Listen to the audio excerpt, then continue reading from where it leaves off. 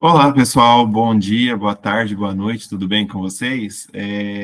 O meu nome é Aldo Aranha de Castro. Eu sou professor de Direito Processual Civil, então do curso de Direito da Universidade Federal aqui de Mato Grosso do Sul, no campus de Três Lagoas.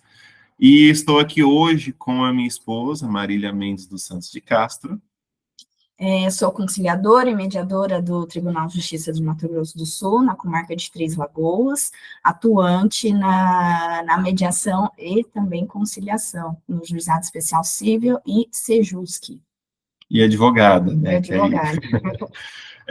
E hoje nós viemos aqui para conversar um pouquinho com vocês sobre um tema que me é muito caro, que é a ideia dos meios para a solução de conflito, formas de solução de conflito, alguns aspectos teóricos e alguns aspectos práticos, para a gente poder entender um pouco sobre esses mecanismos. É importante, pessoal, quando nós tratamos do Poder Judiciário, ou mesmo de ambientes externos a ele, saber quais são as formas de solução de conflito. Desculpem, gente, antes quero agradecer ao convite feito pela professora Vanessa Casotti, para participarmos mais uma vez desse projeto, termos mais uma atuação aqui dentro da UME, que é um projeto fantástico, e agradeço a cada um de vocês, a cada uma de vocês, por permitir que a gente esteja aqui conversando um pouco sobre algum tema que possa contribuir para a formação, para o conhecimento de vocês dentro dessa esfera jurídica. E aí nós temos alguns meios, alguns mecanismos para que aquele conflito seja solucionado. E há procedimentos que são judiciais e outros que são extrajudiciais e que podem solucionar esse conflito. Os principais meios que nós temos para a solução de conflito, eu posso destacar que são o processo, alguns meios consensuais, que é a autocomposição, formada principalmente pelas figuras da mediação e da conciliação, a arbitragem, e além disso nós temos também a autotutela e os chamados tribunais administrativos. E eu começo por esses dois últimos porque é algo bem mais rápido. Quando eu falo de autotutela, seria o quê? Eu fazer a minha defesa por minhas próprias mãos. Será que isso é possível? Em alguns casos, sim. Não é a regra do direito brasileiro. Eu não posso fazer e adotar aquele discurso olho por olho, dente por dente, como nós vimos lá em épocas antigas, lá na lei de Italião, mas nós precisamos entender que se eu tenho alguma situação que me é trazida como lesão, e isso é permitido, vamos imaginar a legítima defesa, quando se fala no âmbito do direito penal, no âmbito do direito do trabalho, chamado direito de greve, é algo também garantido, ou nessa esfera que a gente atua mais, que é da área civil, que não envolve nem crime, nem a questão relacionada ao direito do trabalho, nós temos também o direito de defesa da posse, a defesa chamada defesa direta da posse, ou então o direito de retenção de bagagem. Vamos imaginar que eu tenha me hospedado em um hotel, não paguei a conta daquele hotel e quero sair para ir embora para minha casa. Espera aí, ele pode, o hotel, reter aquela minha bagagem, reter a minha mala e buscar proteção no Poder Judiciário e falar, olha, eu retive porque ele não me pagou. Assim que ele me pagar, eu libero. Então, não é aquela questão, eu retive, problema dele, ele que se vire. Não, porque se eu retenho uma bagagem e depois ela sai, e depois eu saio e o estabelecimento, o hotel não faz nada, isso começa a se tornar ilegal. Então, eu tenho autotutela de forma excepcional e eu tenho tribunais administrativos. Nós temos, por exemplo, as agências reguladoras, a Anatel, a ANEEL, que são aqueles tribunais que eu tenho do órgão executivo, que eles vão, com imparcialidade, tentar resolver uma situação de conflito. Não sendo obrigatórias, não é necessário que eu vá direto neles, mas é razoável que eu tenha essa possibilidade de tentar, primeiramente, buscar uma via administrativa para poder resolver o conflito, e não sendo possível, buscar via judicial. Só temos um tribunal administrativo, previsto inclusive na Constituição Federal, que é obrigatório, que é o tribunal chamado Justiça Desportiva. Então, quando se tem algum conflito relacionado à justiça desportiva, relacionado ao esporte, vamos imaginar, Campeonato Brasileiro de Futebol, teve um conflito e um time está questionando um resultado ou está questionando determinado procedimento. Primeiro, eu tenho que entrar via tribunal administrativo, via justiça desportiva, e somente depois, se o resultado não me for satisfatório, se não for aquilo que eu pretendia, aí sim eu vou para o Poder Judiciário, ok? Essas são formas menos usuais, mas aí nós temos outras que são um pouquinho mais, e talvez eu vou comentar um pouco menos sobre a arbitragem do que sobre os demais meios. A arbitragem, ela é considerada jurisdição, só que ela é realizada fora do Poder Judiciário. As partes, quando surge um conflito, ou às vezes quando eles colocam uma cláusula em um contrato, eles podem indicar que se aquele conflito ocorrer, vai ser solucionado mediante arbitragem. Então, eu tenho um juiz arbitral escolhido pelas partes e ele vai proferir a decisão. Ele vai buscar que aquela decisão seja de fato proferida. E eu tenho também o processo judicial. Esse processo judicial, ele é quando nós não temos a possibilidade de um acordo, e dentro desse processo, e dentro da possibilidade de eu resolver aquele conflito que surgiu, eu preciso buscar proteção ao poder judiciário. Eu preciso buscar a proteção referente ao que o poder judiciário pode me conceder, pode me permitir, pode me garantir. Então, a partir do momento em que eu tenho um conflito, aquele conflito não tem um diálogo para sua resolução, eu não quero fazer mediante arbitragem. O processo judicial, ele é garantia para todos, para todas as pessoas que precisam. Então, eu tenho essa garantia. É a chamada garantia do acesso à justiça, que fala no artigo 5º, inclusive, inciso 35 da Constituição Federal, que nenhuma lesão ou ameaça de lesão será afastada de apreciação do Poder Judiciário. Então, eu tenho que ter a garantia, o que se chama de inafastabilidade da jurisdição. O Estado, e aí o Estado entendido como União, Estados-membros e o Distrito Federal e os municípios, eles não podem simplesmente lavar a mão e falar, se virem, vocês vão resolver por vocês mesmos e eu não estou nem aí. Não. O Estado tem a obrigação de fazer essa atuação. E nós temos dois institutos que são o da conciliação e o da mediação. Eles podem acontecer de forma extrajudicial, por exemplo, numa câmara de mediação, mas ele pode acontecer também via poder judiciário, através dos CEJUSCs, que são os Centros Judiciários de Solução de Conflito e Cidadania, e através das próprias varas cíveis que nós temos, tanto no poder judiciário na esfera federal, quanto na esfera estadual. Quando eu falo da conciliação e mediação, são meios autocompositivos. Elas buscam a solução do conflito por meio das próprias partes. O que eu preciso para ter mediação ou conciliação? Eu preciso que sejam partes capazes para poder envolver, então precisa ser pessoa que tenha como conversar. Eu tenho que ter um direito disponível, ou seja, tem que ser algo pelo qual eu posso, de fato, dialogar, às vezes abrir mão de uma parte ou pedir um pouco a mais de outra. E tem que ter um aspecto muito simples, o chamado consenso. O que muitas das vezes a gente vê como difícil, como um obstáculo, porque nem sempre a gente tem consenso e a gente concorda com uma coisa ou outra. Então, nós precisamos ter essa possibilidade do diálogo, ter a mente aberta. Então, nós precisamos, de fato, estar receptivos, disponíveis para poder ouvir.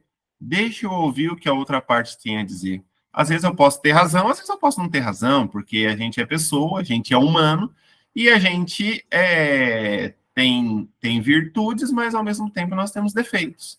Então, nem sempre nós estamos certos em tudo que nós estamos falando. Então, por isso é importante nós estarmos realmente acessíveis a ter esse diálogo, a ouvir com que as partes possam contribuir. E qual que é a diferença entre a conciliação e a mediação? Conciliação geralmente é feita para aquelas situações em que eu não tenho um vínculo anterior. Vamos imaginar, eu fui colidir no veículo da pessoa X, que eu não conhecia. Eu vou, converso com aquela pessoa, nós dialogamos, às vezes até chega num acordo, mas ficamos na dúvida se realmente eu tinha responsabilidade ou era ela, e nós buscamos, vamos imaginar, o Poder Judiciário, que aí vai, através de um conciliador, até dar sugestões para nós em relação àquele conflito que surgiu. Falar, ó, nesse caso, você colidiu, você estava atrás, mas você bateu, e geralmente é o que é quem está errado. Então, o conciliador, ele pode dar sugestões. Mediação. A mediação, na verdade, ocorre preferencialmente quando já existe um vínculo entre as partes. Vamos imaginar um conflito entre vizinhos, que não é raro de acontecer. Às vezes os vizinhos moram há 30, 40, 50 anos no mesmo lugar. E surge alguma situação em que há esse conflito. Espera aí, eu não posso ter um terceiro que não tenha conhecimento nenhum do assunto, que não saiba como agir e que simplesmente tem que dar uma sugestão. Olha, só você parar de fazer isso? Nossa, então quer dizer que aquele conciliador estava do lado do outro? Não. A gente precisa ter essa noção, esse equilíbrio, para que as partes possam atuar de forma a voltar a dialogar, para que elas mesmas, as duas partes que tiveram aquele conflito, aqueles dois vizinhos, eles tenham, então, por eles, como solucionar aquele conflito. Não sou eu que vou dar o pitaco, porque não vai ser eu que vou morar lá depois por mais 50 anos. Então, eu não posso agir de um modo, digamos assim, imprudente. Porque quando eu falo de uma mediação, eu tenho que tomar o maior cuidado possível, e aí vale muito a capacitação, a formação de um mediador, e que ele tenha realmente a competência, que ele tenha a capacidade para poder atuar nessa área de direito que envolva mediação, que envolva geralmente questões que já há uma relação duradoura por às vezes, muito tempo, não é só por tempo, por muito tempo. E aí nós temos, pessoal, na solução prática para a questão dos conflitos, eu vou comentar os dois primeiros e a minha esposa, ela vai acabar tratando dos dois últimos. Nós temos o PROCON, que é um lugar onde nós podemos buscar para realmente ter a garantia, a proteção do direito do consumidor, e virtualmente nós temos também a plataforma consumidor.gov, desculpem, que é uma plataforma que também permite que nós tenhamos algumas garantias referentes ao consumidor. E detalhe, pessoal, às vezes a gente comenta assim, às vezes muito mais efetiva entra num site como Reclame Aqui, e aí você faz aquela reclamação, indica qual é a empresa, às vezes a resposta acaba sendo até bem efetiva também. Mas órgãos, digamos assim, oficiais, nós temos o PROCON e o consumidor.gov. O Sejusc e a Justiça Itinerante eu deixo para minha esposa, para Marília, comentar, porque ela é conciliadora e mediadora do Sejusc e ela é atuante também na Justiça Itinerante. Então... Bom, obrigada. Bom, o Sejusc, né, só para complementar o que o professor disse, né, nós estamos ali para facilitar o diálogo entre as partes, né. O Sejusc a gente pode ingressar, né, com um pré-processual, que é feito um convite, né, para outra parte estar indo lá, né, no Sejusc, para a gente estar conversando, para a gente estar tentando resolver, né, as questões ali levantadas, né, entre as partes, né. A gente não está ali para julgar, a gente tem o princípio da confidencialidade, que a gente não pode falar para terceiros, né? Então, tudo que é falado ali dentro da sala da conciliação ou mediação, a gente não pode colocar no processo, não pode pôr em ata, só em caso de acordo mesmo, que esse vai ser homologado pelo juiz, tá? A justiça itinerante é algo que é levado para lugares que, às vezes, as pessoas não têm acesso à justiça, né? As pessoas têm que estar em consenso, né? Elas têm que estar em acordo. E o que é mais feito dentro da justiça itinerante, dentro do ônibus da justiça itinerante, que é levado nos bairros, principalmente aqui em Três Lagoas, né? E em várias cidades aqui do estado do Mato Grosso do Sul, né? Quem tem esse trabalho da justiça itinerante somos nós, de Três Lagoas, Dourados e Campo Grande. E tem a carreta da justiça, que é feita nas cidades menores, né, aqui no estado, né? Feito o casamento, né? Às vezes as pessoas estão ali, né, vivendo em união estável, né, por muitos anos, né? E ele é feito com testemunhas, que é convertido em casamento. É bem simples, sai na hora, né, é assinado pelo juiz, pelo promotor, e é homologado e feito a certidão de casamento. E o divórcio, né, se as pessoas estão acordadas, com partilhas de bens, se tem filhos menores também, tem como fazer esse tipo de acordo, né, com a guarda, visitas e alimentos, é tudo feito dentro do ônibus, e também é homologado pelo juiz, ok? É bem simples, é fácil, tem alguns bairros específicos aqui em Três Lagoas que é feito esse serviço da justiça itinerante. Juntamente com a UFMS, né, inclusive, que está junto, né, com as orientações jurídicas, que às vezes não cabe a nós, conciliadores, fazer dentro da justiça itinerante, porém, é feito um direcionamento com os professores e alunos da UFMS. Tá ótimo, até porque a justiça itinerante não é uma captação de clientes, não é uma busca realmente para cobrar alguma coisa, pelo contrário, é para fazer serviços que são gratuitos, que a sociedade muitas das vezes precisa, muitas das vezes não conhece, e que pode ser prestado realmente no sentido de colaboração e de garantia de acesso à justiça, de levar alguma situação, nossa, eu estou morando com uma pessoa já faz tempo, queria casar, mas não tenho condições, ou então não consigo providenciar o que é necessário. Lá é um ponto que nós temos de diversos serviços que são prestados, que são dados de suporte.